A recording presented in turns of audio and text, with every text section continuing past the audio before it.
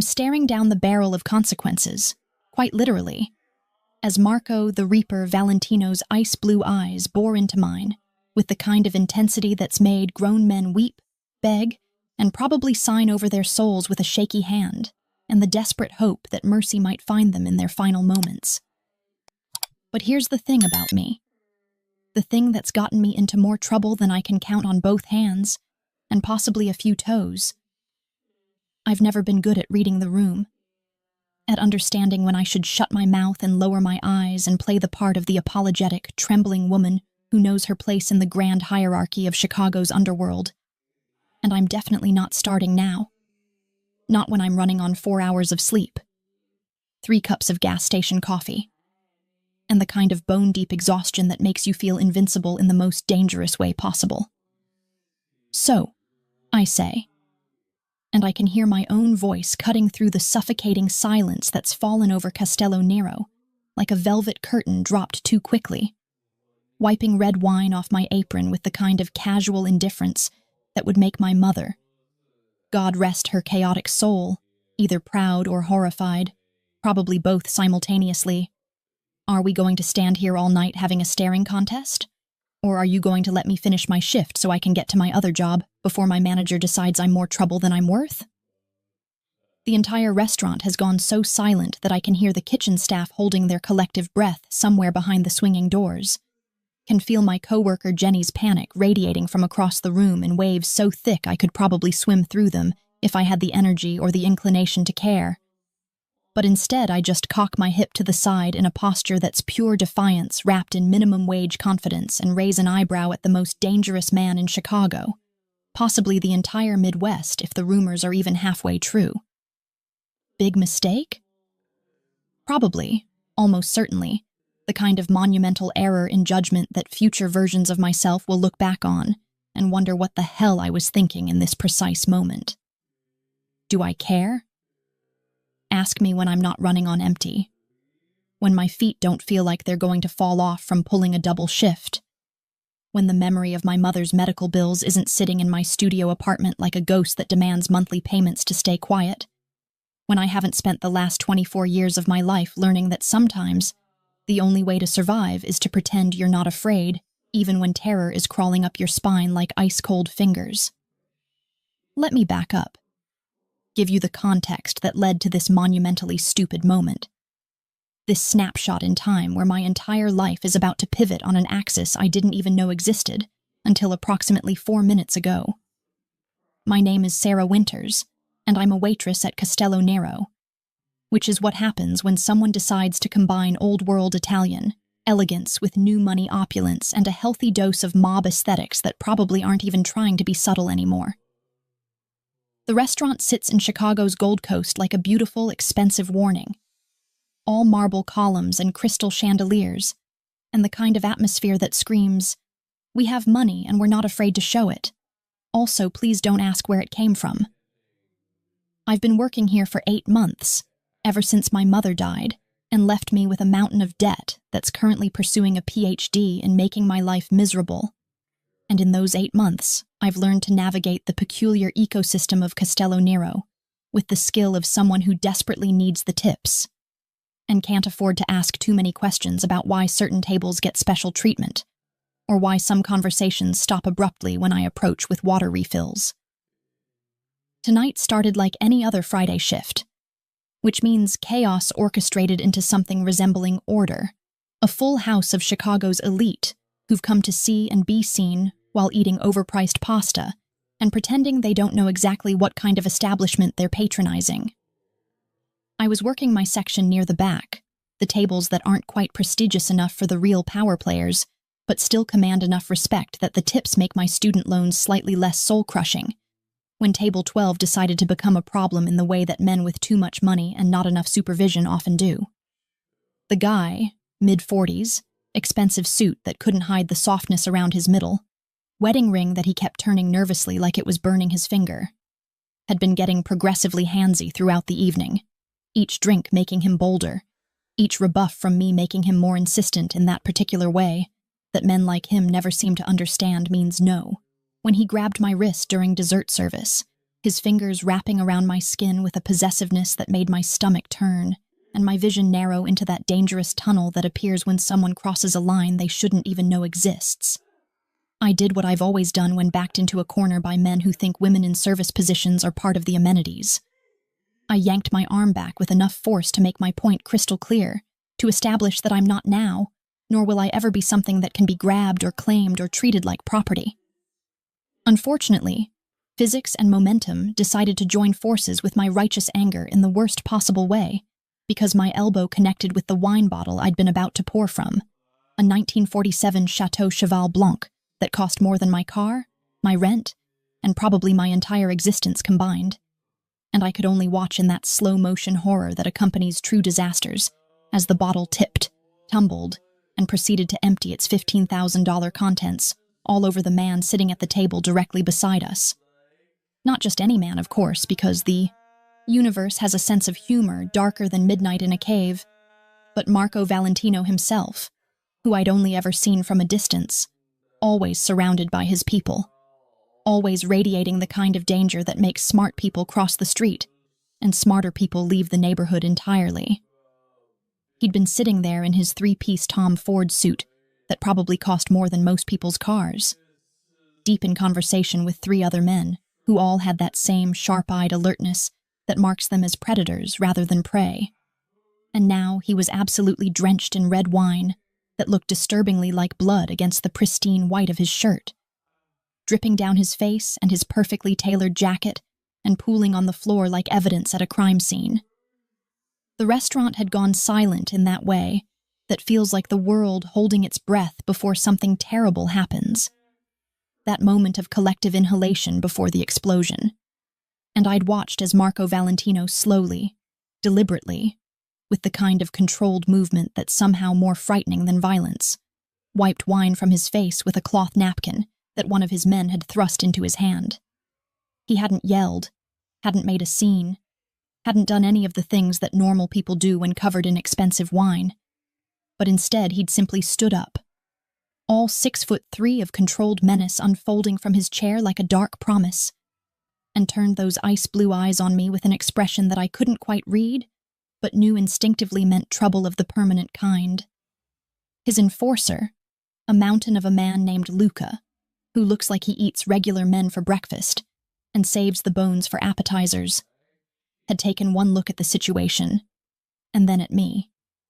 And I'd seen his hand move toward his jacket in a way that probably meant something very bad for my continued existence on this planet.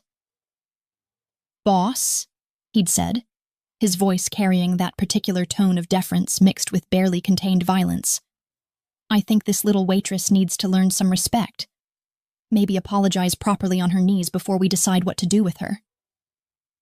And that's when my mouth, that beautiful, terrible instrument of my own destruction, had opened before my brain could send the urgent memo that maybe, just maybe, this was the time to be quiet and apologetic and everything I'm fundamentally not wired to be.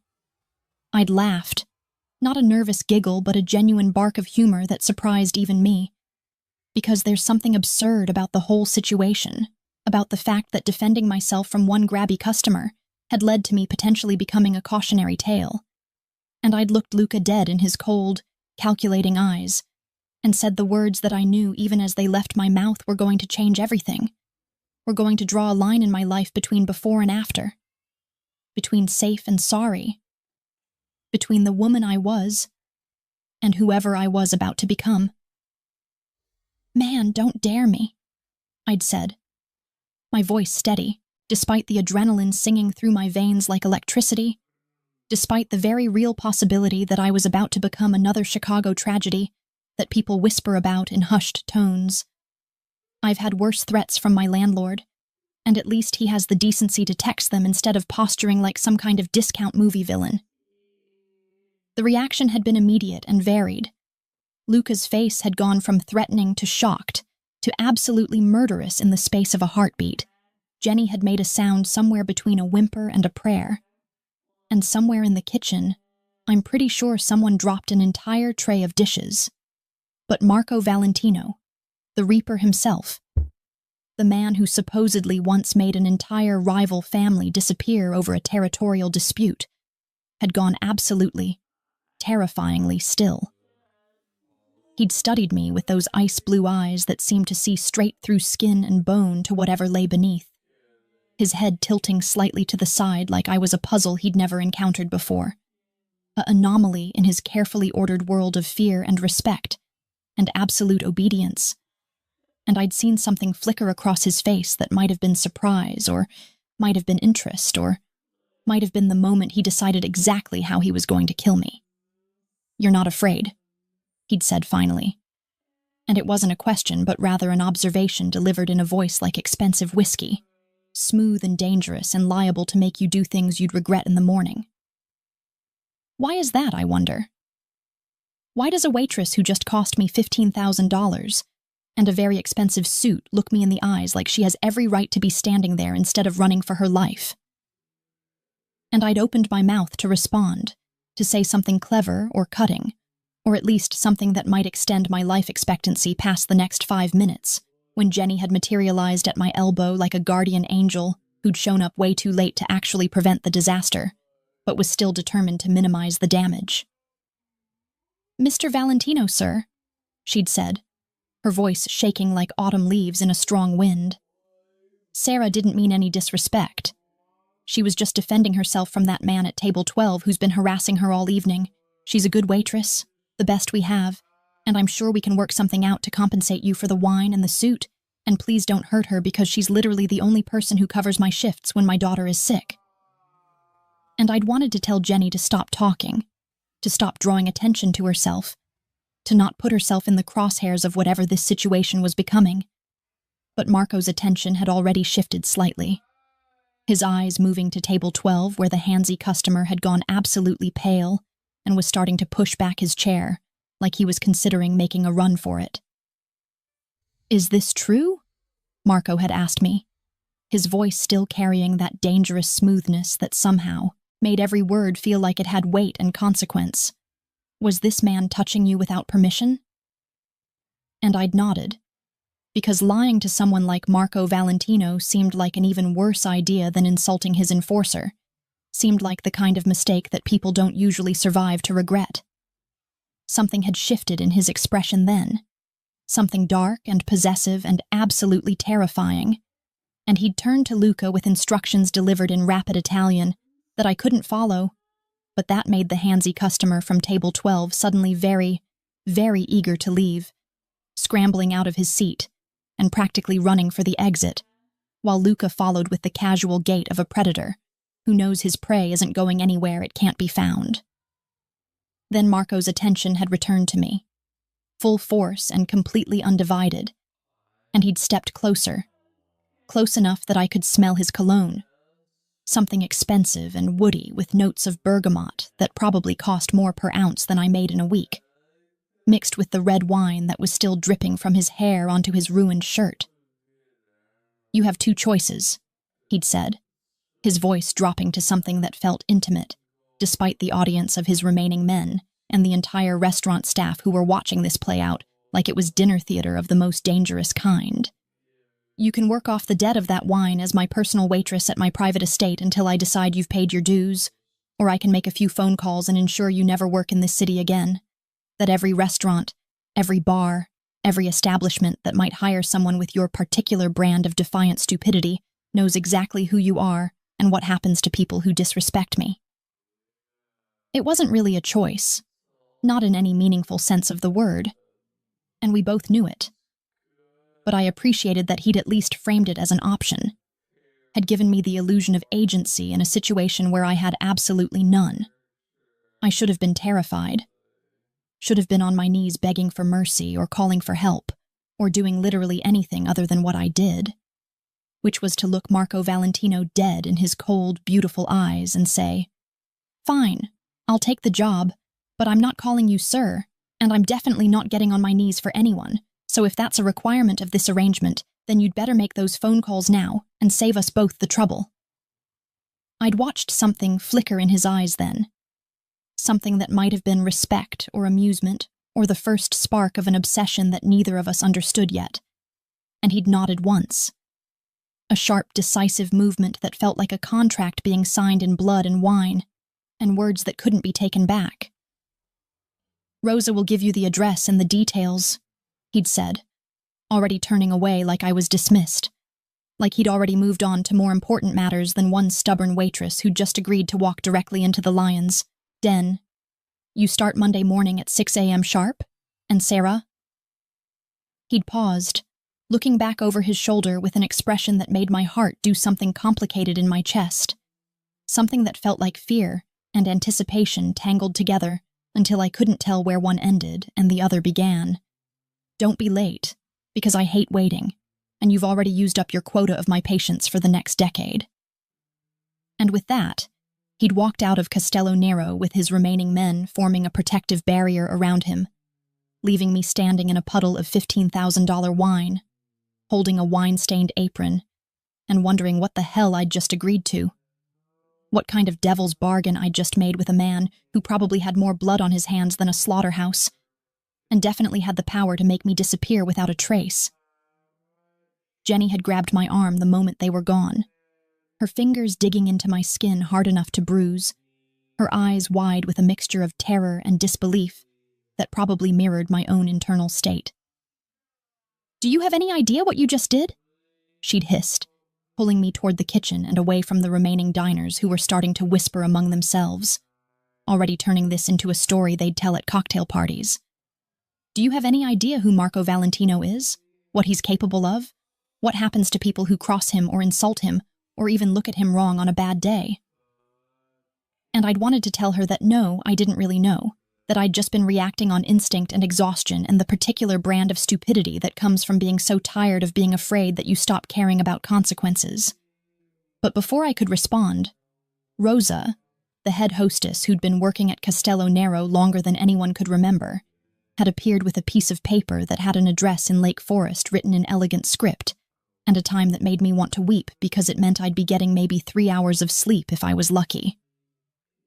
"He never makes this offer," Rosa had said quietly, her eyes searching my face like she was looking for something specific, some quality or characteristic that explained why Marco Valentino had decided to keep me alive instead of making me another cautionary tale. "Never brings outsiders to the estate, never gives second chances, never shows mercy to people who disrespect him in public like you just did. So either you're the luckiest woman in Chicago or the most doomed, and I genuinely cannot tell which." She'd pressed the paper into my hand with a grip that felt like both a lifeline and a warning. "Be careful, little one, because men like Marco Valentino don't let go of things they've decided they want. And he just decided he wants something from you, even if neither of you knows what that something is yet."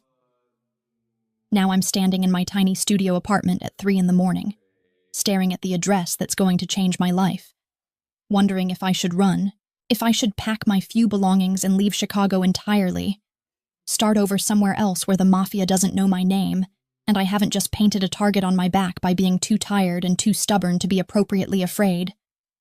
But I know I won't run. Know that I can't afford to. Not when I still have my mother's debts hanging over my head like a guillotine blade. Not when starting over means giving up on medical school and the dreams that kept me going through her long dying. Not when some part of me, the part that's always been more curious than cautious, more reckless than reasonable, wants to know what happens next. Wants to see what kind of man Marco Valentino really is behind those ice blue eyes and that reputation for violence. So instead of packing, I set my alarm for 5 a.m., knowing that Monday morning is going to come whether I'm ready for it or not. And as I finally drift off into an uneasy sleep, my last thought is a question that I won't be able to answer until I walk through those estate gates. Did I just save myself? Or did I just agree to my own destruction at the hands of Chicago's most dangerous man? The Valentino estate isn't just a house. It's a fortress wrapped in marble and malice. And I'm pretty sure I just signed my death warrant by showing up here in my beat-up Honda Civic that makes concerning grinding noises whenever I try to accelerate past 40 miles per hour. The kind of sounds that suggest my car is held together by prayers, and the sheer force of my denial about its inevitable demise. The gate alone probably costs more than my entire existence. All wrought iron worked into intricate patterns that look beautiful, until you notice the cameras positioned at strategic intervals, and the very subtle but definitely present armed guards who are watching my approach with the kind of attention that makes it clear they could end me before I even made it out of my driver's seat. When Marco's driver, and yes, he sent a driver in a black Mercedes that's worth more than my student loan debt, had picked me up at precisely 6 a.m. from my apartment building, I'd realized with the kind of sinking certainty that settles in your stomach like lead that this wasn't a job I could simply not show up for, wasn't something I could ghost like a bad Tinder date and hope everyone just forgot about me and moved on with their lives. Now I'm standing in a kitchen that's bigger than my entire apartment, facing a stone-faced housekeeper named Rosa, who's definitely not the same Rosa from the restaurant, and who looks at me like I'm a roach that wandered into her pristine domain. An unwelcome intruder in a space that she's clearly ruled with an iron fist for longer than I've been alive. And all I can think is that I've made a terrible, irreversible mistake that's going to end with me buried in some unmarked grave in the woods surrounding this property. Rosa, Estate Rosa, as I'm calling her in my head to distinguish her from restaurant. Rosa is approximately 60 years old, built like someone who's spent her entire life doing hard physical labor and not taking nonsense from anyone. With steel gray hair pulled back in a bun so tight it probably gives her a permanent facelift, and eyes that assess me with the kind of thorough disapproval usually reserved for parking tickets and unwanted dinner guests. "Mr. Valentino expects his breakfast at 7 a.m. sharp," she says in accented English that carries the weight of absolute authority, the kind of voice that makes you want to stand up straighter and apologize for things you haven't even done yet. "You will serve him his espresso first, prepared exactly as I will show you, followed by his meal, which you will keep hot but not steaming, presented on the terrace when weather permits or in the breakfast room when it does not, and you will speak only when spoken to. Answer questions directly and briefly, and under absolutely no circumstances will you enter the east wing of this house or ask questions about Mr. Valentino's business affairs unless you would like your employment here to be extremely brief and extremely unpleasant." She moves through the kitchen with the efficiency of someone who's performed these tasks so many times they've become muscle memory, pulling out an espresso machine that looks like it belongs in a spaceship and probably costs more than a semester of tuition, demonstrating the precise method for preparing Marco's morning coffee, with the kind of solemnity usually reserved for religious ceremonies or bomb defusal. I watch and try to memorize every detail while my brain keeps helpfully reminding me that I'm in way over my head, that I'm a waitress from the South Side who barely knows the difference between a cappuccino and a macchiato, and who definitely doesn't belong in a kitchen that has more square footage than most people's entire homes. But I force myself to focus on Rosa's instructions, because the alternative is giving in to the panic that's been building in my chest since I woke up this morning and realized that this was really happening, that I was really going to spend my days serving the most dangerous man in Chicago in his private sanctuary, where witnesses are scarce, and bodies could disappear with disturbing ease. "2 sugars, no more, no less," Rosa continues, measuring out the sugar with precision that would make a pharmacist proud. "Mr. Valentino is very particular about his routines, and he does not appreciate deviation or creative interpretation, so if you value your continued employment here, you will do exactly as I've shown you, and nothing more." She hands me the cup of espresso that looks perfect, smells divine, and represents everything I need to not screw up if I want to survive this arrangement, and I take it with hands that are steadier than I feel, determined not to show weakness or fear, even though both are currently throwing a party in my nervous system. The terrace where I'm meant to serve breakfast is something out of a magazine spread about how the other half lives, all gleaming marble and comfortable furniture positioned to take advantage of views that stretch across perfectly manicured gardens toward Lake Michigan in the distance, creating a scene of such serene beauty that it's almost possible to forget that this is the home of a man who's built his empire on violence and intimidation, and the kind of power that doesn't come from legitimate business ventures. Marco is already seated at an iron table that's been set with what I'm certain is actual fine china, not the kind of plates you can buy at Target, but the kind that probably has a pedigree and insurance and maybe its own security detail, and he's reading through what appears to be 3 different newspapers simultaneously, while his phone sits within easy reach. occasionally buzzing with messages that he glances at and dismisses with quick efficiency. He doesn't look up when I approach, doesn't acknowledge my presence in any visible way, but I can feel the weight of his awareness like a physical thing, can sense that despite his apparent focus on his newspapers, he knows exactly where I am and what I'm doing with the kind of hypervigilance that probably keeps people like him alive in a world where trust is currency and betrayal is constant. "Your espresso, Mr. Valentino," I say, setting the cup down on the table with a steadiness that I'm genuinely proud of, considering my hands want to shake and my voice wants to crack. And I'm careful to place it exactly where Rosa indicated, on his right side within easy reach, but not so close that it intrudes on his newspaper reading space.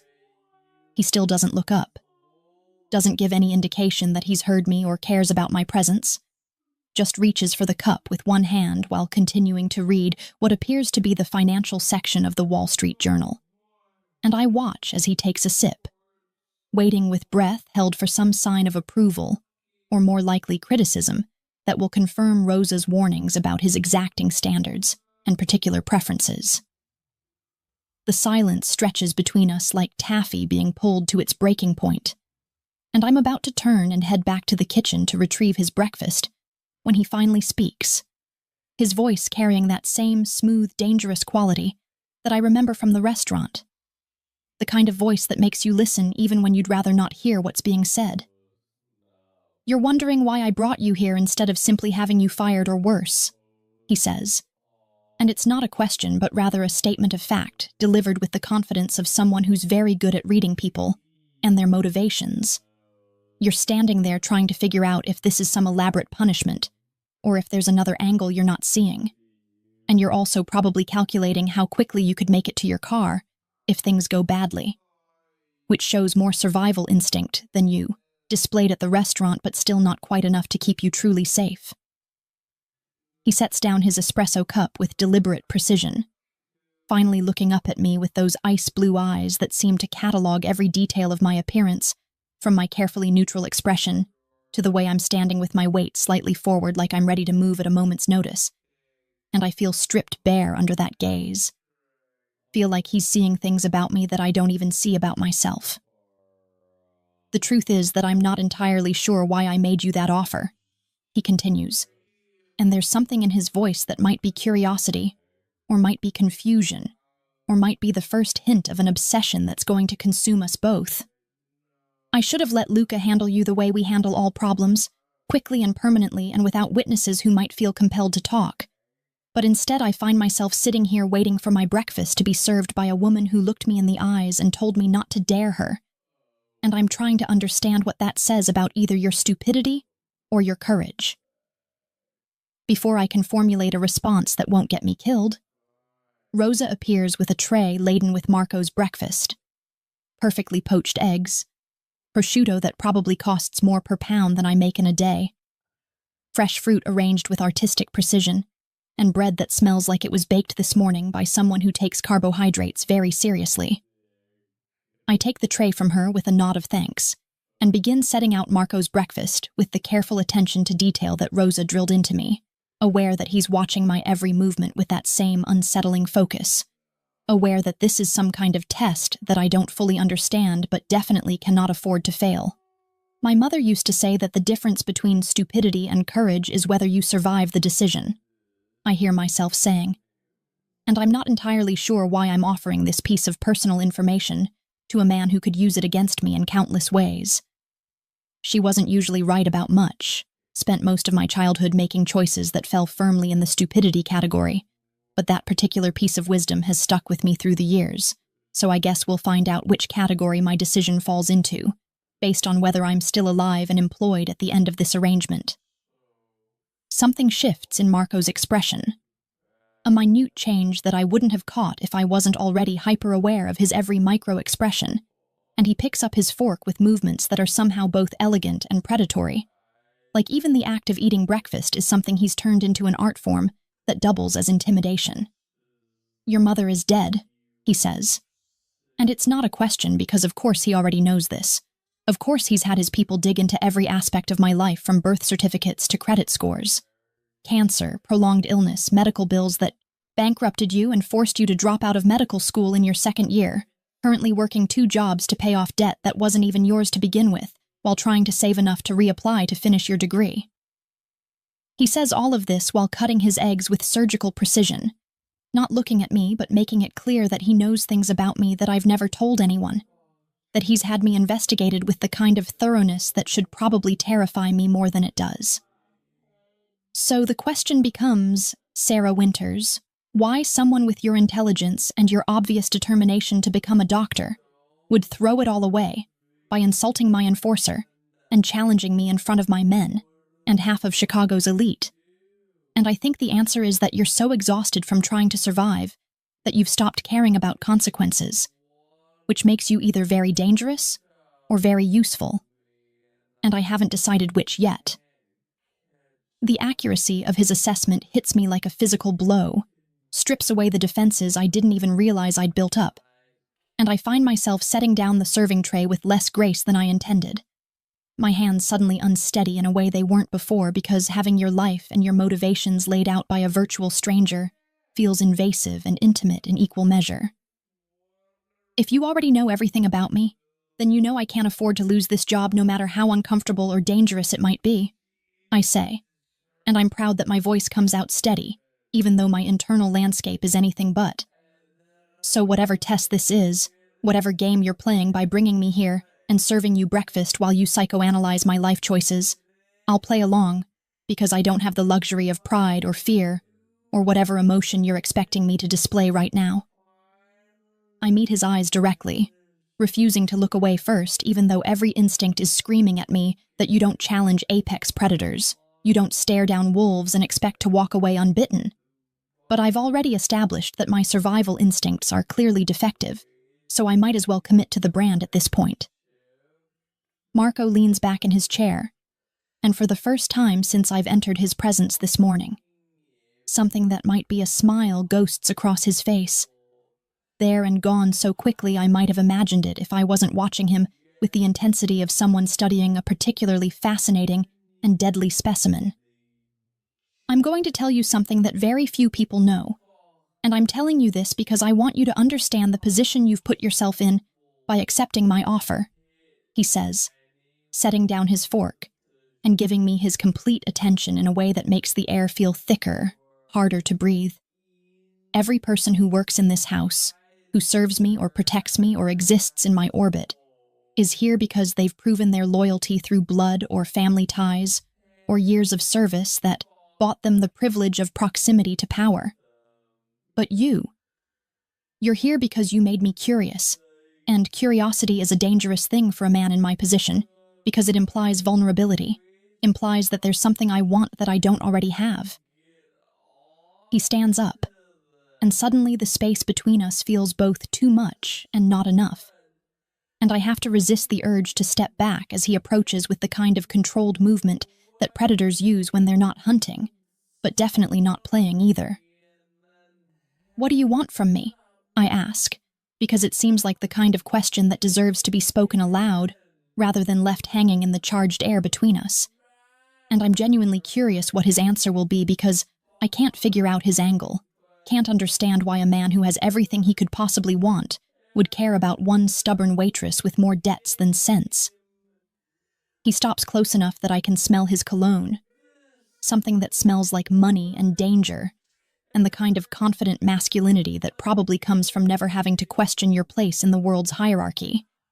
And when he speaks, his voice has dropped to something that feels intimate, despite the very public setting of the terrace with its views and its witnesses in the form of guards positioned at strategic points around the property. I want to understand why you're not afraid of me, he says simply.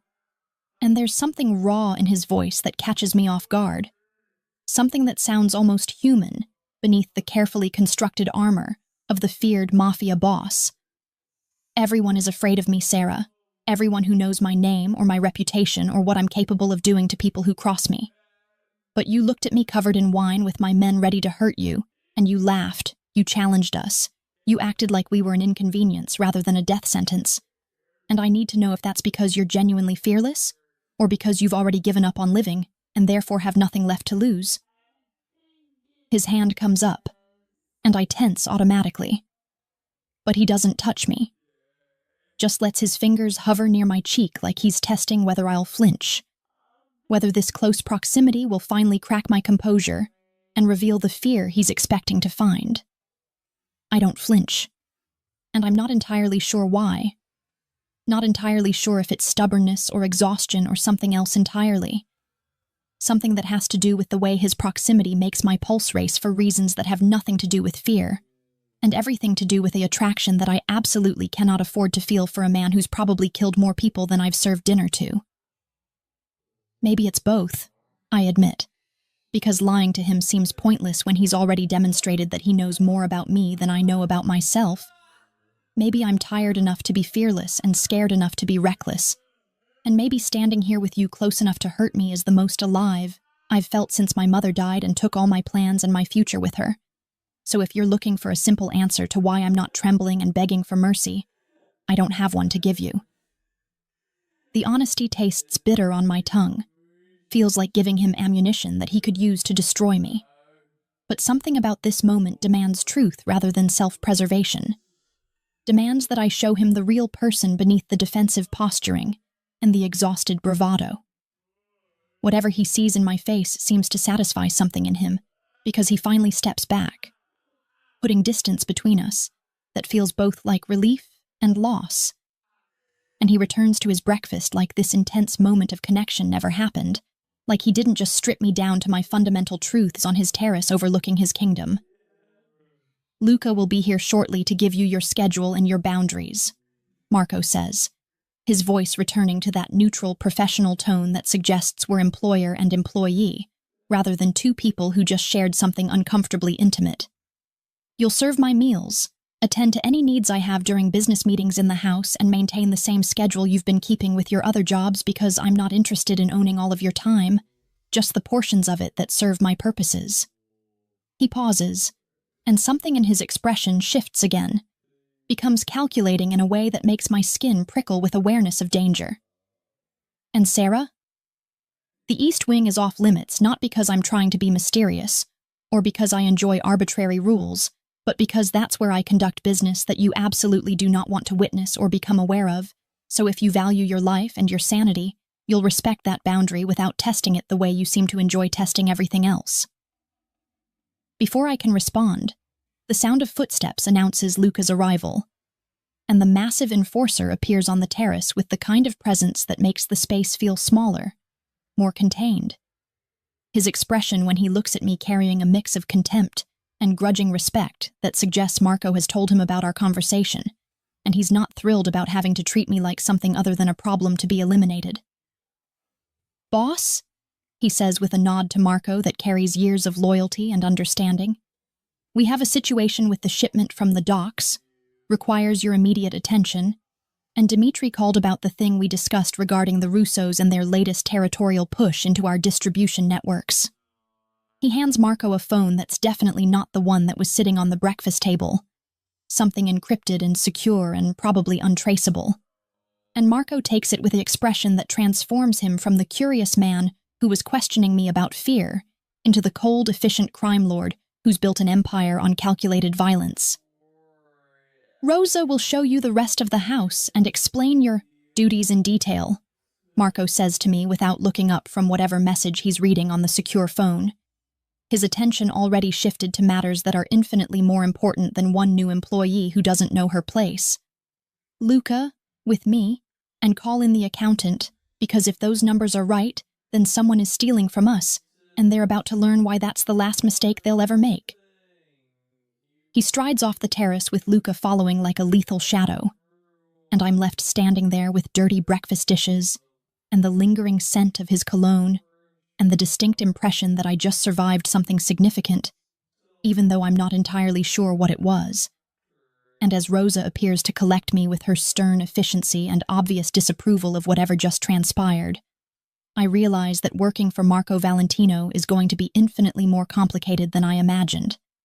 And the danger isn't going to come from the violence I expected, but from the connection I'm starting to feel to a man who should be nothing more than my employer and my ticket to paying off my debts, but who's somehow becoming something else entirely. something that makes me want to understand the person beneath the reputation. And that curiosity, that desire to know him, is probably going to be the thing that destroys me in the end, because you can't get close to fire without getting burned, and Marco Valentino is an inferno waiting to consume everything I am.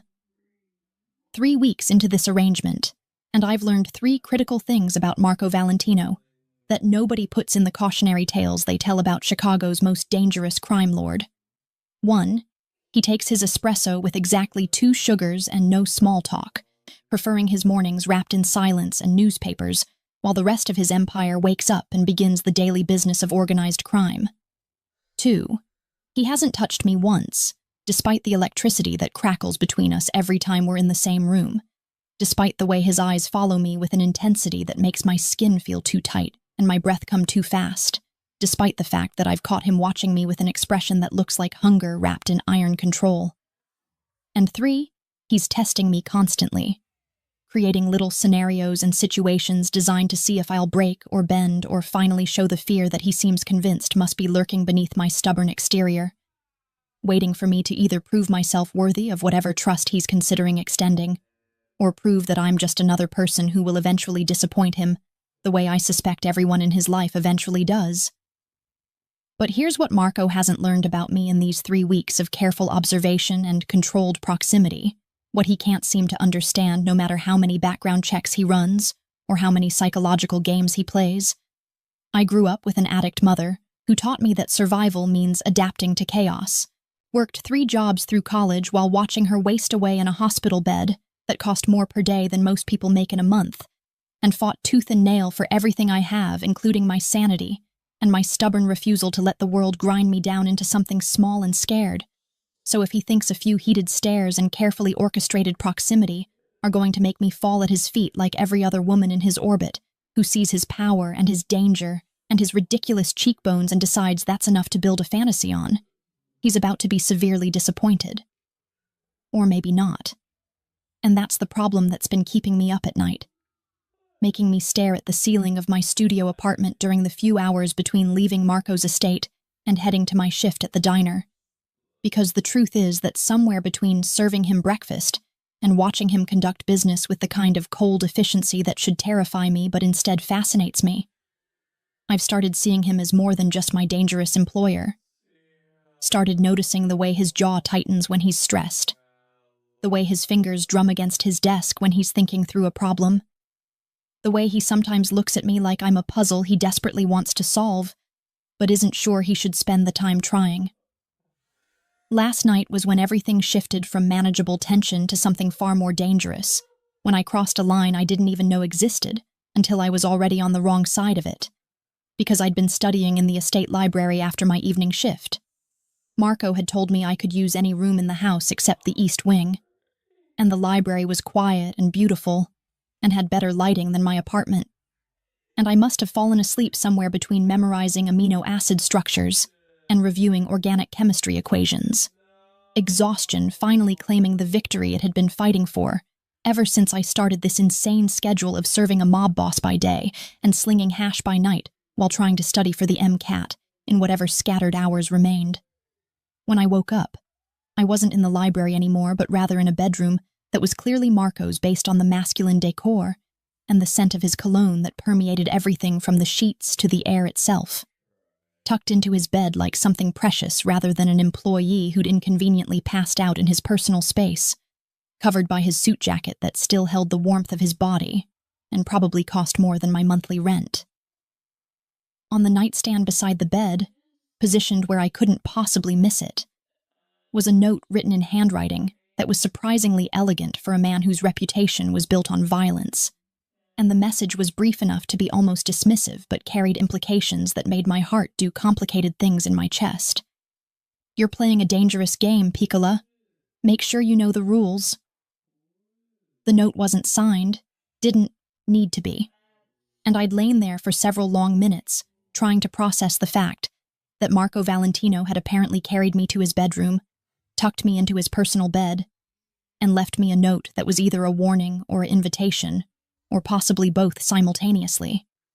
And I couldn't decide if I should be terrified or intrigued, or possibly running for the hills before whatever was building between us exploded into something neither of us could control. That was last night, and now I'm serving Marco his breakfast on the terrace like nothing has changed. Like I didn't wake up wrapped in his expensive sheets, with his scent surrounding me and his words echoing in my head. Like the tension between us hasn't ratcheted up to levels that feel almost unbearable in their intensity. And he's reading his newspapers with the same focused attention he always does, giving no indication that anything is different, or that he's even aware of my presence beyond the basic acknowledgement of accepting his espresso when I set it down. The silence stretches between us like it has every morning for 3 weeks. But today it feels weighted with things unsaid, with questions that hang in the air, demanding answers that neither of us seems willing to provide. And I'm about to retreat to the kitchen where Rosa is probably waiting to grill me about why I didn't come home last night, when Marco finally speaks, his voice carrying that same dangerous smoothness that makes every word feel significant. "You didn't go home last night," he says, still not looking up from his Wall Street Journal, still maintaining that facade of casual disinterest that we both know is complete fiction. "Rosa was concerned when you weren't in the kitchen this morning at your usual time, thought perhaps something had happened to you, or that you'd finally come to your senses, and decided to run as far from this situation as your questionable car could carry you." He takes a sip of his espresso, and I watch the movement of his throat as he swallows. Watch the way the morning light catches in his dark hair that's slightly disheveled like he didn't sleep well. And I'm struck by how unfairly attractive he is, even when he's being deliberately obtuse about the fact that he definitely knows exactly where I was last night, because he's the one who put me there. "I told her you were fine, that you'd simply fallen asleep studying, and I didn't want to disturb you since you clearly needed the rest more than you needed to maintain the pretense that you're capable of sustaining your current schedule indefinitely, without collapsing from exhaustion."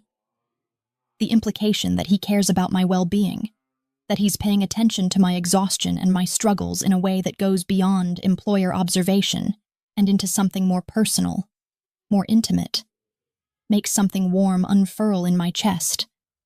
Something dangerous that I absolutely cannot afford to feel for a man who represents everything I should be running from. "Thank you for not leaving me in the library," I say, because acknowledging what happened seems safer than ignoring it. Seems like the kind of direct honesty that Marco appears to value even when it makes things complicated. Though I'm not sure how I feel about waking up in your bed without any memory of how I got there, which is a sentence I never thought I'd have to say to my employer, and which probably violates several workplace safety protocols that definitely don't apply in organized crime but probably should. I'm aiming for light, for humor that might diffuse some of the tension that's making it hard to breathe properly. But my voice comes out softer than intended, more vulnerable. And I watch as Marco finally sets down his newspaper and turns his full attention to me with an expression that makes my pulse spike, and my carefully maintained composure threaten to crack completely. "I carried you," he says simply, like this is a normal thing that bosses do for their employees, like the image of him lifting my unconscious body and taking me to his private space isn't something that's going to live in my imagination for an indefinite period of time.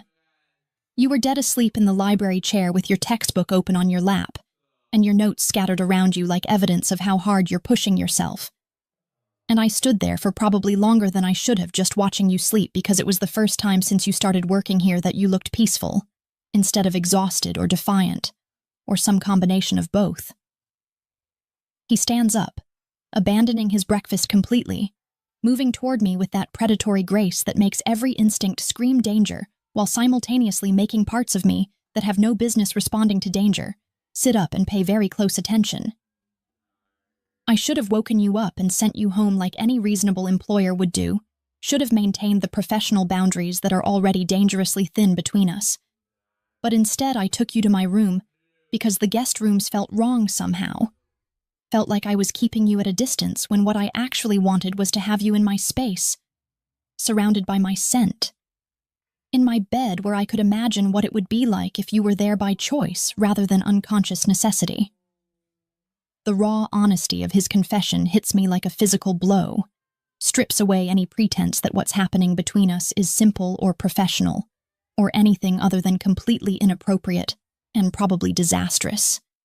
And I find myself backing up until I hit the terrace railing, trapped between the view of his perfect gardens and the man himself who's still approaching, with an expression that's equal parts hunger and restraint. "Marco," I say, and his name feels dangerous on my tongue. Feels like I'm crossing a boundary by using it instead of the formal address that Rosa insisted I maintain. "We can't do this, whatever this is, because I need this job and I need to not complicate my already impossibly complicated life by getting involved with my employer, who also happens to be a crime lord with enemies and violence and a lifestyle that has absolutely no space for someone like me." I'm saying all the right things, all the reasonable things that my rational brain is screaming at me to say, but my body hasn't gotten the memo because I'm not moving away, not pushing him back, not doing any of the things that would actually enforce the boundaries I'm claiming to want. "You think I don't know that?" he asks, and there's frustration in his voice now. Frustration and something that sounds like pain, like he's fighting the same battle I am and losing just as badly. "You think I haven't spent the last 3 weeks trying to convince myself that this attraction is just curiosity? Just the novelty of someone who isn't afraid of me? Just my ego responding to the challenge you represent? I've built my entire life on control, Sarah, on never letting emotions compromise my judgment, on keeping everything and everyone at a carefully calculated distance so that I can make the hard decisions that running an empire requires. But then you stumbled into my world covered in wine and attitude, and you looked at me like I was just a man instead of a monster. And now I can't stop thinking about you. Can't stop watching you. Can't stop wanting things that I have no business wanting from someone who deserves so much better than what I can offer." He's close enough now that I can feel the heat radiating from his body, can see the storm of emotions playing across his face that usually maintains such perfect control. And I realize that this moment is a precipice, that what happens next is going to determine the trajectory of everything that follows. What if I don't want better? I hear myself asking, and the words feel like jumping off a cliff without checking if there's water below. Feel like the most honest and most foolish thing I've said since walking into his life. What if I'm tired of safe and reasonable and making all the right choices that lead to struggling and exhaustion and watching my dreams get further away no matter how hard I work toward them? What if looking at you doesn't make me see a monster, but rather someone who understands what it's like to fight for everything you have? Who knows that survival sometimes means making choices that other people judge but that you know are necessary? Who sees me as more than just another person to protect or control, but as someone who might actually be strong enough to stand beside you rather than behind you? The confession comes out in a rush. Words I didn't know I was thinking, until they're already spoken. Already hanging between us like a challenge or a surrender. And I watch as something shifts in Marco's expression, as the careful control he maintains begins to crack under the weight of whatever he's been holding back. "If you stay, if you let this happen, there's no going back," he says, his voice rough with emotion barely contained, with desire and warning tangled together until they're indistinguishable. "I don't do casual, Sarah. I don't do temporary. And if I let myself have you, then you become mine in every way that matters, which means I'll own you and possess you and destroy anyone who tries to take you from me. Which means your life stops being your own and starts being something we share. Which means you need to be absolutely certain this is what you want, because I won't be able to let you go once I have you." His hand comes up to cup my face, and this time there's no hovering, no testing. Just the solid warmth of his palm against my cheek, while his thumb traces my bottom lip with a gentleness that seems at odds with everything I know about him. And I realize that this is Marco without his armor, without his carefully maintained distance, offering me something real and dangerous, and potentially devastating. I should step back, should remember all the very good reasons why getting involved with Marco Valentino is a terrible idea that will probably end with me in witness protection or worse. Should think about my goals and my future, and the medical career I'm still trying to build from the wreckage of my mother's death. But instead I lean into his touch like I've been starving for it. Like these 3 weeks of careful distance and unresolved tension have been slowly killing me, and this contact is oxygen after drowning. "Then I guess I should stop thinking about going back," I whisper, And I watch as my words land, as they register in his expression that's transforming from restrained to ravenous.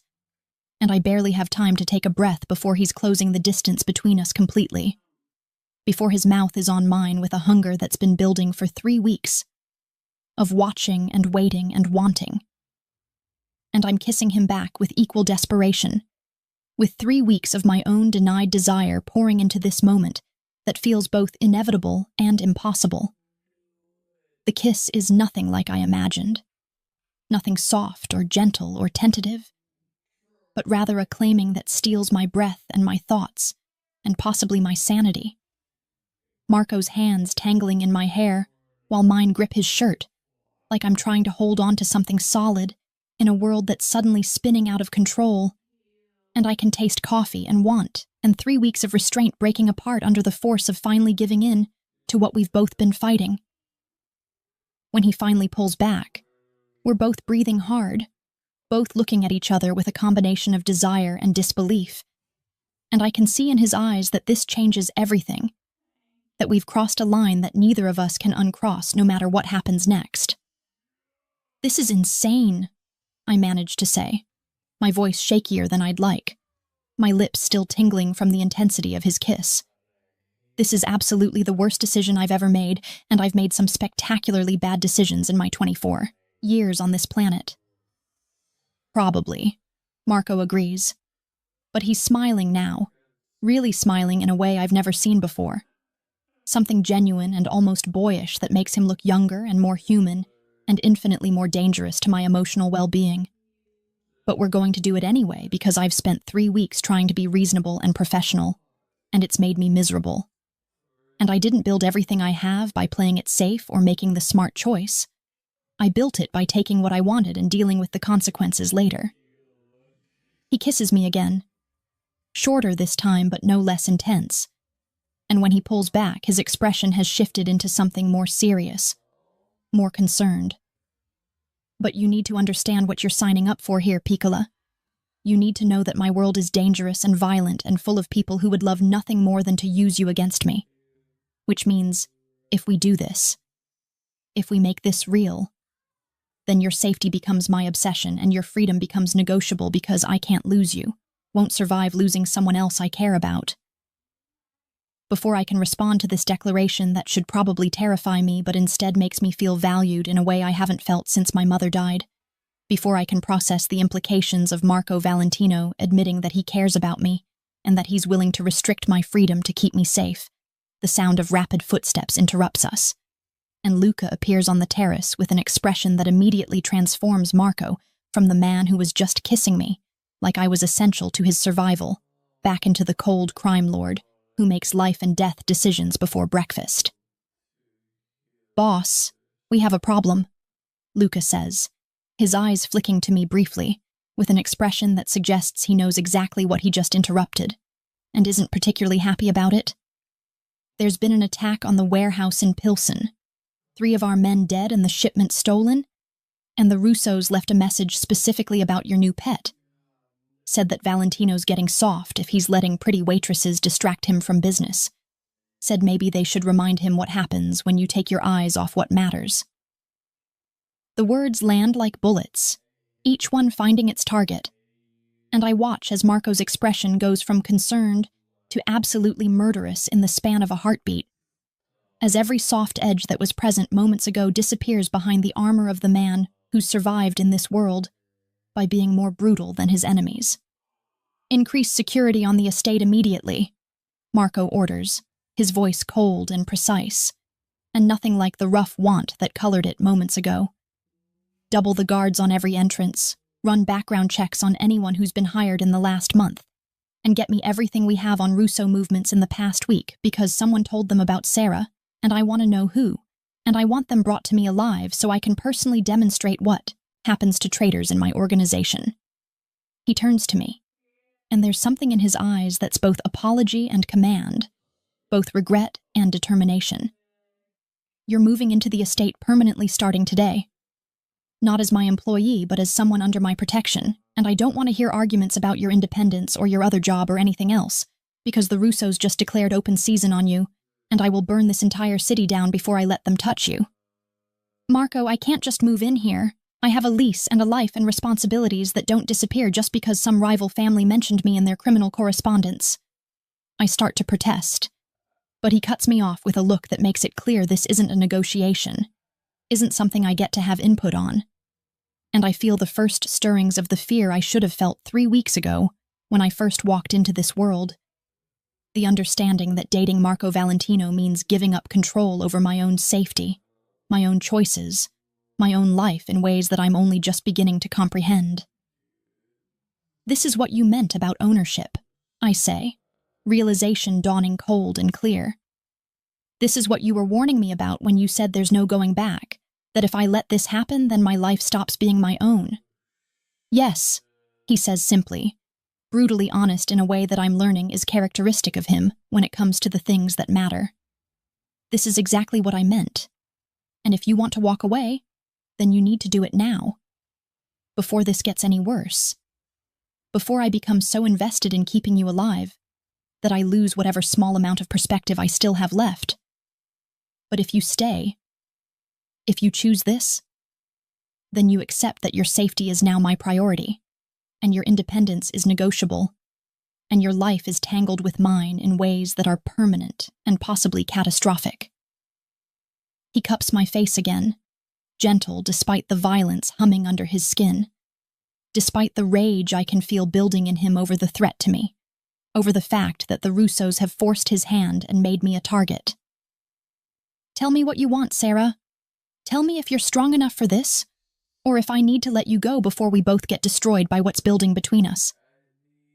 I look at him standing there with death in his eyes and tenderness in his touch, at this man who's offering me something that's equal parts protection and possession. And I think about my studio apartment with its leaky faucet and its neighbors who blast music at 2 a.m. Think about the freedom to make my own choices even when they're hard.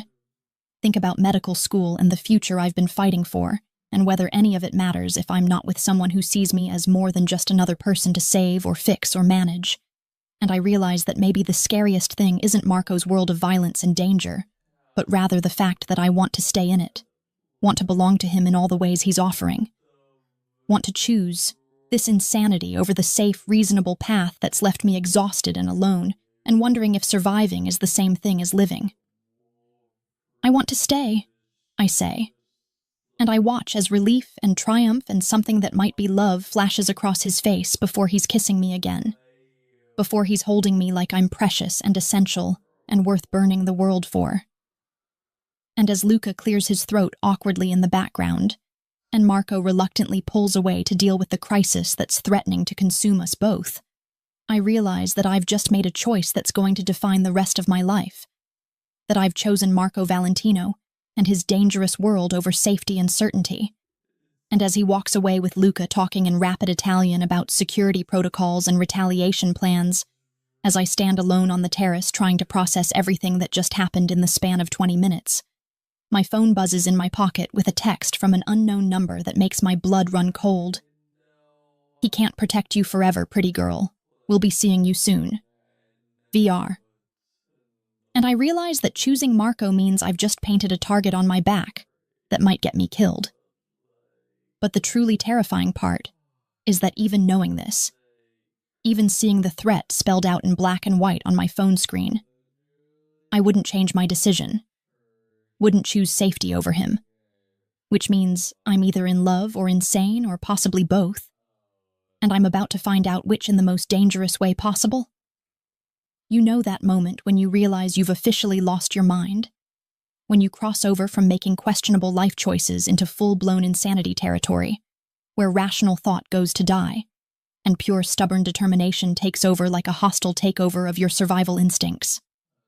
Mine comes when I'm zip-tied to a chair in a Russo warehouse that smells like oil and rust, and the particular brand of masculine overconfidence that comes from men who think kidnapping and torture are legitimate business strategies, face-to-face with Victor Russo himself, who looks exactly like what you'd get if you ordered a Bond villain from a discount website, and instead of begging for my life like a sane person would do in this situation, like any reasonable human being who values their continued existence would absolutely be doing right now, I'm calculating how many seconds I have before Marco storms this place like the wrath of God, wrapped in Italian tailoring, and paints these walls red with the blood of everyone stupid enough to think that taking me was a good strategic move.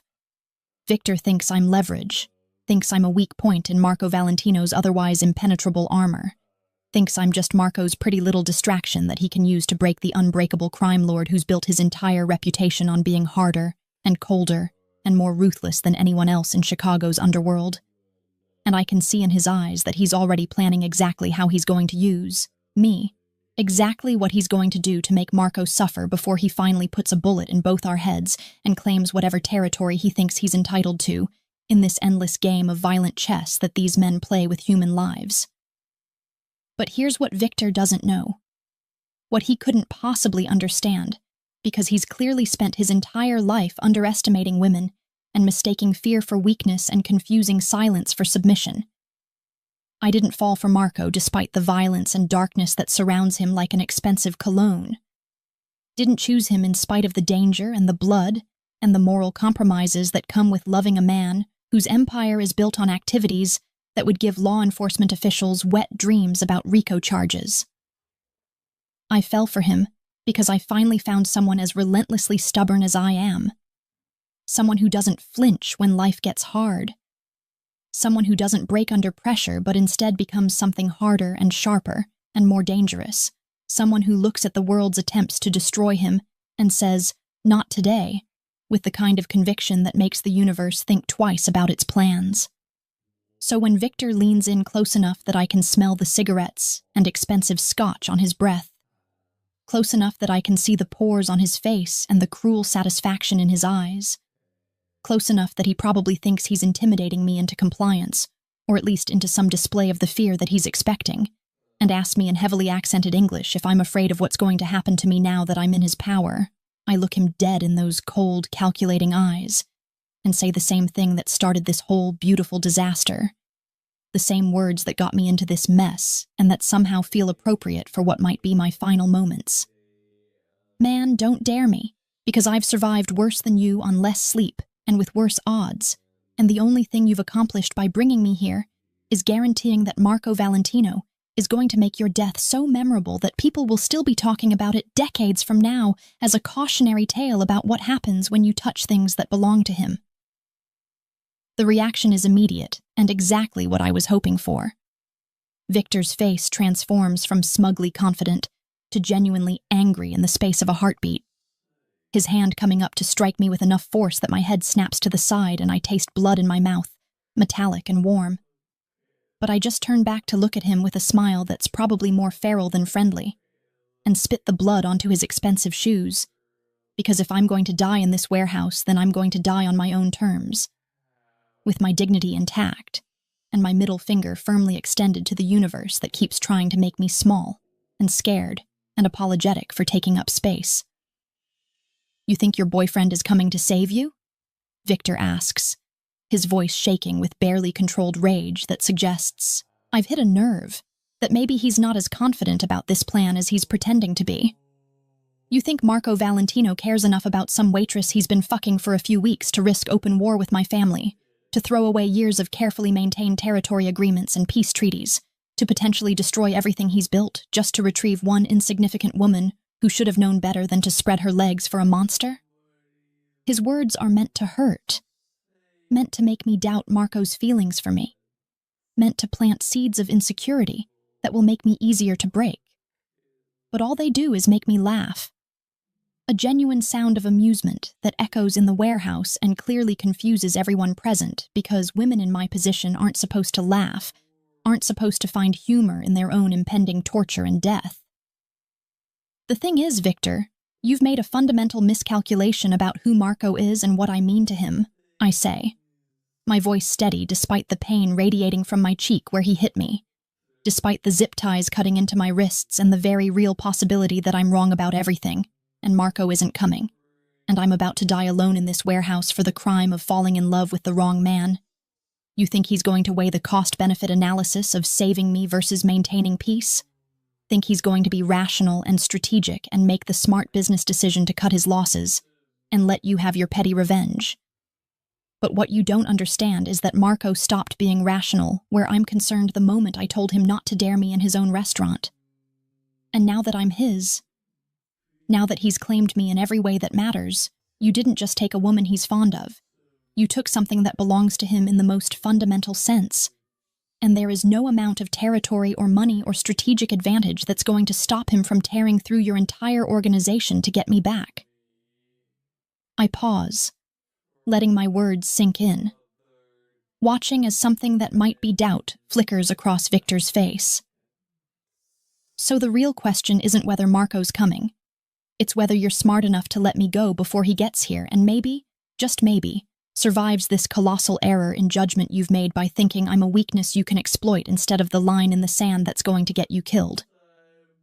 Before Victor can respond with what I'm sure would be more threats or violence or some combination of both. Before this standoff can escalate further into whatever finale he's been planning. The sound of vehicles screeching to a halt outside the warehouse announces Marco's arrival, with all the subtlety of a natural disaster. And I watch as Victor's confidence visibly wavers, as he realizes that maybe, just maybe, he's miscalculated badly, and is about to pay the price for his hubris. "It seems your prince has arrived," Victor says, trying to regain his composure, trying to sound like he's still in control of this situation, even as his men are scrambling to defensive positions and checking their weapons with the nervous energy of people who know they're outgunned and outmatched.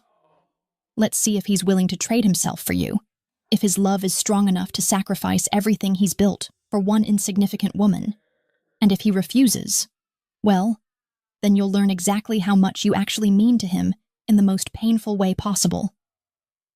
He pulls out his phone, presumably to contact Marco and lay out his demands, but before he can make the call, before he can set whatever trap he's been planning into motion, I do something that surprises everyone, including myself. I throw my weight backward, tipping the chair I'm tied to over, and using the momentum to bring my bound hands down hard on the zip ties against the chair's metal frame. A technique that Marco taught me during one of our late-night conversations about self-defense and survival, during those quiet hours after dinner, when he'd insisted on teaching me how to escape various restraints, because he lived in constant fear that someone would take me, and he wouldn't be there to protect me. The zip ties break on the second impact, the cheap plastic giving way under the force and the angle, and suddenly my hands are free, and I'm rolling away from Victor's grabbing hands and coming up in a crouch near a stack of crates that provides temporary cover from the three men who are now pointing guns at me with expressions that range from shocked to impressed to absolutely murderous. "I told you not to dare me," I say, and I can hear the adrenaline making my voice shake slightly.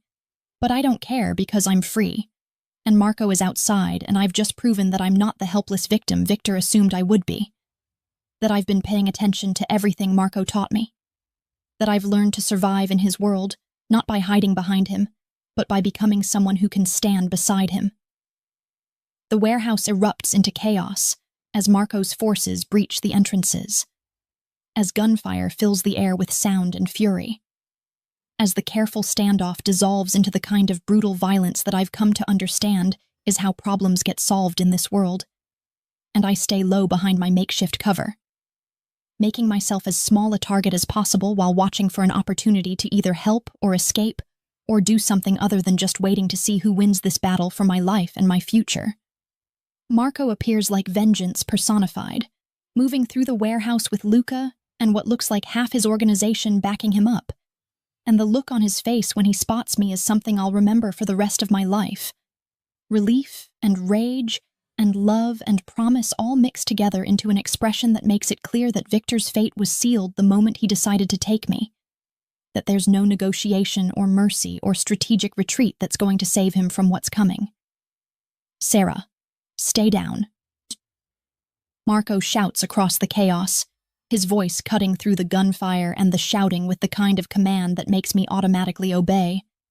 And I watch as he and his men systematically dismantle the Russo forces with the efficiency of people who've done this before, who know exactly how to clear a hostile space and eliminate threats with minimal risk to themselves. Victor tries to run, tries to use the confusion to escape out a back entrance, But Luca intercepts him with the kind of timing that suggests they've planned for exactly this scenario, that they knew Victor would try to flee when things went badly. And suddenly the Russo boss is on his knees with a gun to his head, and Marco is standing over him with an expression that promises pain and death in measures that probably violate several Geneva Conventions. "You made a critical error tonight, Victor," Marco says, his voice cold enough to freeze blood, calm enough to be absolutely terrifying. "You took something that belongs to me, something precious and irreplaceable, and you thought that would make me weak, would give you leverage, would somehow accomplish what years of your family's pathetic attempts at expansion couldn't manage." He crouches down to Victor's level, getting close enough that I can see the Russo boss flinch, can see him realize that he's not going to walk away from this warehouse alive. "But what you actually did was give me permission to end this territorial dispute permanently, to eliminate your entire organization as a threat, to send a message to every other family in Chicago that there are lines you don't cross and people you don't touch, and you've just demonstrated what happens when someone is stupid enough to ignore those boundaries." Marco stands up, nodding to Luca in some prearranged signal, and I know I should probably look away, should give Victor privacy in his final moments. But I find I can't tear my eyes away from the scene. Can't pretend I don't want to see justice or revenge or whatever we're calling this executed for the crime of threatening my life and my future with Marco. The gunshot is loud in the enclosed space, final in its implications, and then Victor Russo is just a body on the warehouse floor, just another casualty in the endless war for power and territory that defines this world. And I should probably feel something about watching a man die, should have some moral crisis about the fact that his death makes me feel safer rather than guilty. But all I feel is relief that it's over, that the immediate threat has been neutralized, that I can stop being afraid every time I close my eyes that the Russos are going to take everything I care about away from me in the most violent way possible. Marco is at my side immediately, pulling me up from behind the crates and running his hands over me checking for injuries with the kind of thorough attention that speaks to exactly how terrified he was during this entire ordeal. And when he confirms that I'm relatively unharmed, aside from the bruise forming on my cheek from Victor's strike, he pulls me against his chest with enough force to temporarily restrict my breathing, holding me like he's afraid I'll disappear if he loosens his grip even slightly. "Don't ever do that again," he says into my hair, his voice rough with emotion that he's not even trying to hide anymore. "Don't ever trade yourself for someone else's safety. Don't ever put yourself in danger to protect other people. Don't ever make me feel what I felt when I realized you'd gone to that meeting point alone, and I couldn't stop you, couldn't protect you, couldn't do anything except mobilize my entire organization and pray that I'd reach you before Victor did something irreversible." His hands are shaking against my back, tremors running through his normally controlled body that reveal just how close he came to losing his carefully maintained composure. And I realize that this moment, this rescue, has stripped away all his defenses and shown me the man beneath the crime lord, the person who's capable of loving so deeply that the thought of losing me unmade him in ways that bullets and betrayal never have. "I'm sorry," I say, meaning it, understanding that my choice to trade myself for Emma was simultaneously the right thing to do and absolutely the worst thing I could have done to Marco's peace of mind. But she's my family, Marco. She's the only person who stayed when everyone else left, and I couldn't let her die because of me, because of my choices, because I fell in love with you and made myself a target that your enemies could use. I pull back enough to look at his face, to see the war of emotions playing across his features, to let him see that I'm here and alive and not going anywhere despite the trauma of tonight. But I also need you to understand that I meant what I said to Victor, that I wasn't afraid because I knew you were coming. I knew you'd tear the city apart to find me. I knew that being yours means I'm never really alone even when I'm surrounded by enemies, and that knowledge, that absolute certainty that you'd come for me, is what kept me fighting instead of giving in to the fear that would have made this so much worse. You freed yourself, Marco says, and there's something like pride mixing with the lingering fear in his expression. Rosa told me about the zip tie technique I taught you, said she saw you practicing it in the kitchen when you thought no one was watching. and seeing you actually use it, seeing you apply what I taught you to save yourself, made me realize that you're not the liability I kept worrying you'd be. You're not someone I need to protect from this world. You're someone who's learned to navigate it, to survive it, to become strong enough that you can stand beside me instead of behind me. He cups my face in both hands, careful of the bruise, his thumbs tracing my cheekbones with a gentleness that seems at odds with the violence he just orchestrated on my behalf. You were right when you said you were fearless, Piccola. You were right when you told me you were strong enough for my world, and I'm sorry I doubted you.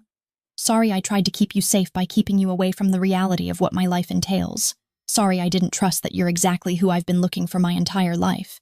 Someone who matches my strength with their own, who doesn't flinch from darkness but instead learns to navigate it, who loves me not, despite the violence, but because they understand that sometimes violence is the only language that people like Victor understand. The warehouse is being cleared around us, bodies being removed and evidence being sanitized, and the efficient cleanup operation that apparently follows every mob confrontation going into effect. But we're standing in our own bubble of intimacy and revelation, having a conversation that feels both overdue and perfectly timed given everything that's happened in the past few hours. "Where's Emma?" I ask suddenly, remembering the friend whose kidnapping started this entire chain of events, the woman whose safety I was willing to trade my life for, and Marco's expression shifts into something that might be amusement, or might be exasperation, or might be a combination of both emotions tangled together in the way that seems to characterize most of his reactions to me. Emma was never in danger, he admits, and I feel my stomach drop as the implications of his words sink in, as I realize what he's telling me about tonight's events. The Russos were planning to take her. Luca intercepted their team before they could execute the kidnapping, and we used their own plan against them by feeding you false information about her being taken, knowing you'd do exactly what you did, knowing you'd rush in to save her without thinking about your own safety. And yes, before you get angry, I know this was a terrible thing to do to you, and I know you're going to be furious that we used your love for Emma to set a trap. But it was the only way to draw Victor out, the only way to end this conflict permanently without it dragging on for months and putting you in constant danger. He's watching me carefully, clearly waiting for an explosion of anger or betrayal, clearly expecting me to be furious that he manipulated me into becoming bait for a trap that could have ended with my death if anything had gone wrong. But instead of anger, instead of the betrayal he's expecting, I feel something else entirely. Understanding mixed with exhaustion, mixed with the bone-deep relief that Emma is safe, and this nightmare is finally over, and I can stop looking over my shoulder waiting for the other shoe to drop.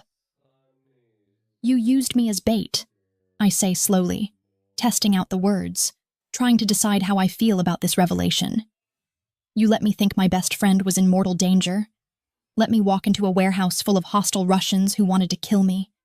Let me face Victor alone, knowing that if your timing was off even slightly, I could have been dead before you arrived, all because you needed to end the Russo threat permanently, and you knew I'd be stupid enough or brave enough or whatever combination of those two things to do exactly what you predicted I'd do." I can see him bracing for my anger, can see him preparing to defend his choice or apologize or do whatever he thinks will make this betrayal forgivable.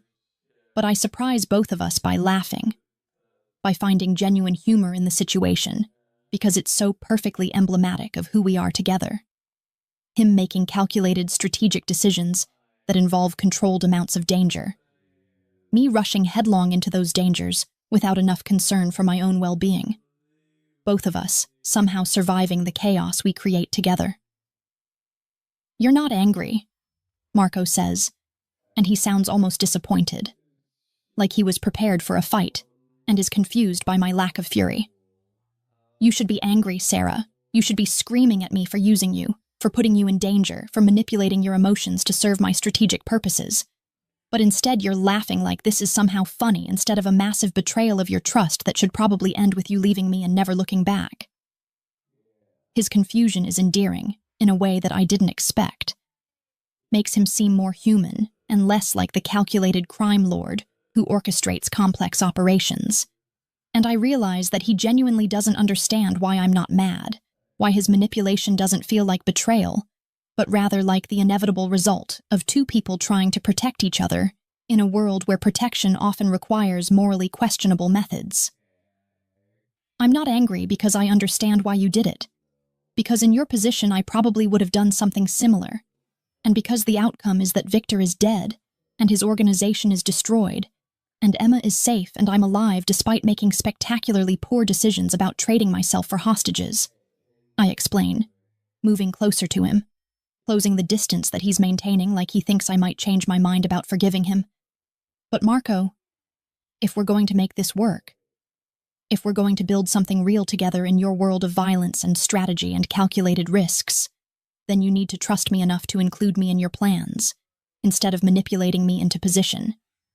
You need to respect that I'm capable of making informed decisions about my own safety, even when those decisions involve danger, and you need to understand that I'm not going anywhere, that you can't scare me away or protect me out of your life, or make me leave by showing me how dark and complicated your world is, because I've already decided that I'm staying, that I'm yours, that I'm choosing this life with you over every safe and reasonable alternative. I take his face in my hands, the way he's done to me so many times, letting him see that I mean every word, that this isn't just post-crisis adrenaline talking, but rather a fundamental truth about who I am and what I want. You're sure? He asks, his voice vulnerable in a way I've rarely heard, his eyes searching mine for doubt or fear or second thoughts. You're sure you want this life, this constant danger, this world where enemies target the people I love, and where violence is always just one bad decision away, where your dreams of medical school might have to be adjusted, or delayed, or completely reimagined to account for the reality of who I am and what I do? His questions are fair, are the kinds of concerns that deserve honest answers, and I take a moment to really consider what I'm agreeing to. What choosing Marco means for my future and my goals and the person I thought I wanted to become, before he crashed into my life covered in wine and attitude, and completely rewrote my expectations for what love could look like. I'm sure, I say finally, with the kind of conviction that comes from having already survived the worst that his world can throw at me, and coming out the other side bruised but unbroken. I'm sure because being with you makes me feel more alive than any plan or goal or carefully constructed future ever has, because you see me as someone strong and capable, instead of someone who needs to be protected from reality, because you challenge me and frustrate me and make me want to be brave enough to match your intensity, and yes, because I love you in ways that probably aren't entirely healthy, but feel absolutely right, despite the chaos and the danger, and the very real possibility that loving you is going to require me to become someone I never imagined being. I pause, gathering my thoughts, trying to articulate something that feels too big for words. Medical school can wait, or I can find ways to make it work within the constraints of your world. Or maybe I'll discover that patching up mob bosses in their offices is its own kind of medical education. But what can't wait is this: us, building something real, with the only person who's ever made me feel like being fearless is an asset instead of a liability. Like my stubborn refusal to back down is something to celebrate instead of something to fix. The kiss that follows is different from the others we've shared. Less about hunger and more about promise. Less about passion and more about commitment. A sealing of something that feels like marriage vows spoken in a warehouse, surrounded by evidence of violence and the aftermath of war. And when we finally pull apart, we're both smiling in a way that suggests we know exactly how insane this all is, and we're choosing it anyway. Choosing each other anyway. Choosing love despite or maybe because of all the reasons it shouldn't work. 6 months later, I'm standing in that same estate library where I once fell asleep studying, but now I'm here by choice rather than exhaustion, reviewing flashcards for my MCAT retake that's scheduled for next month, funded by Marco's legitimate investments in ways that neither of us examine too closely, because some questions are better left unasked. I'm back in medical school, finally, pursuing the dream that I thought I'd lost when my mother died. But now I'm doing it as Marco Valentino's partner in every sense of the word. I serve dinner at his business meetings, but now I'm the one giving orders alongside him, Now I'm the one who sits at his right hand and weighs in on decisions that affect the empire we're building together. Now I'm the one who represents strength rather than weakness, who makes his enemies think twice because they know that I'm not a liability to be exploited, but rather another weapon in his arsenal, someone who will fight just as hard and just as dirty when threatened. The sound of glass breaking in the dining room announces the arrival of a new waitress, fresh and nervous, and completely overwhelmed by the weight of serving Chicago's elite. And I watch from the library doorway as she stammers an apology to one of Marco's associates, who's covered in wine and looking murderous.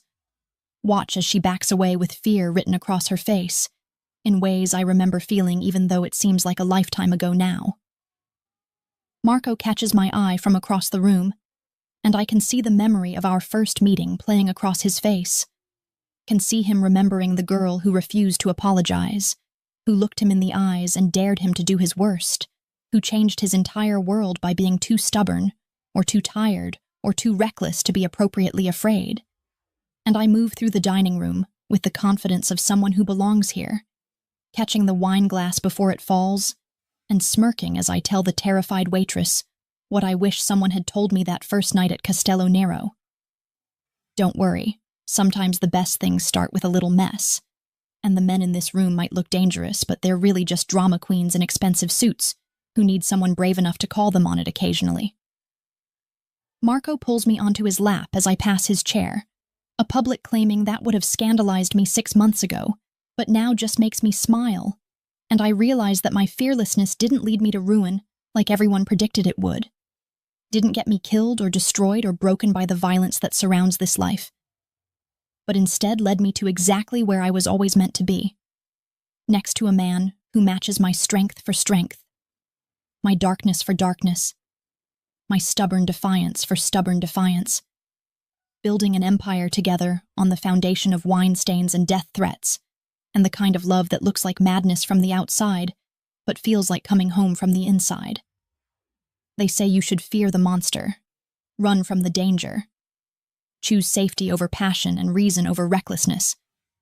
But I married mine instead, walked directly into the fire everyone warned me about, and discovered that some of us are built to burn, built to thrive in the heat and chaos that would destroy other people, built to love monsters not despite their darkness, but because we recognize that darkness in ourselves, and finally found someone brave enough to love us back, without asking us to be smaller, or safer, or more reasonable than we're capable of being. And together we're absolutely unstoppable, fearless in ways that make the world nervous, and make our enemies think twice, and make every day feel like the beginning of another beautiful disaster that we're going to survive together, because that's what we do. We survive, we adapt, we refuse to break, and we love each other with the kind of intensity that rewrites the rules about what's possible when two people decide that they'd rather burn together than live safely apart.